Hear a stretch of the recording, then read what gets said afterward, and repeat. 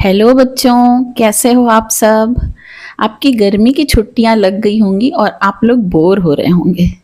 तो चलिए मैं आपकी बोरियत मिटाने आपको कहानियां सुनाती हूँ।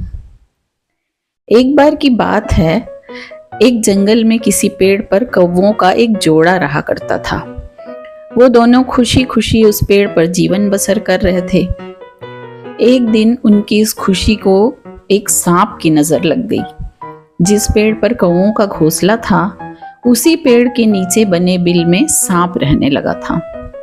जब भी कौवों का जोड़ा दाना चुगने के लिए जाता, सांप उनके अंडों को खा जाता था और जब वो वापस आते तो उन्हें घोंसला खाली मिलता था।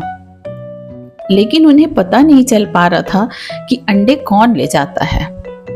इस प्रकार से कई दिन निकल गए। एक दिन कौवों का जोड़ा दाना चुगकर जल्दी आ गया तो उन्होंने देखा कि उनके अंडों को बिल में रहने वाला एक सांप खा रहा है। इसके बाद उन्होंने पेड़ पर किसी ऊंचे स्थान पर छुपकर अपना घोंसला बना लिया। सांप ने देखा कि कौवों का जोड़ा पहले वाले स्थान को छोड़कर कहीं और चला गया है और शाम होते ही दोनों वापस पेड़ पर आ जाते हैं।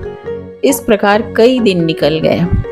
कौवों के अंडों में से बच्चे निकल आए और वो धीरे धीरे बड़े होने लगे।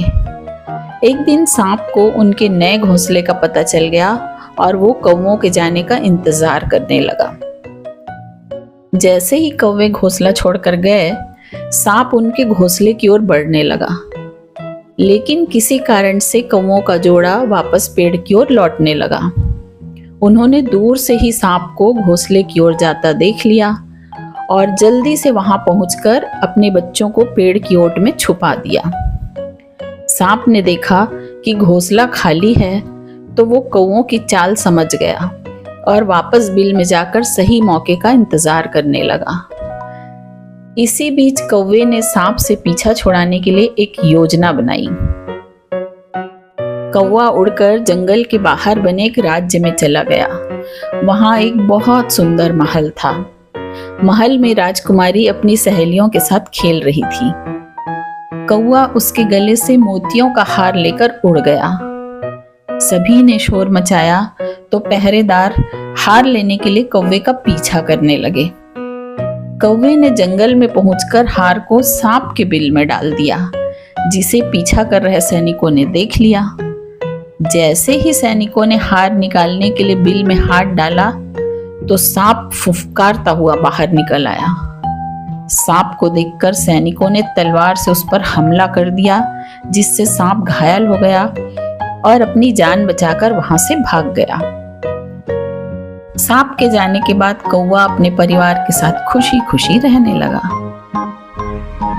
तो बच्चों, इस कहानी से आपको क्या शिक्षा मिलती है?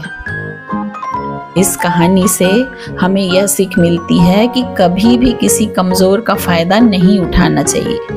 साथ ही मुसीबत में समझदारी से काम लेना चाहिए। समझे?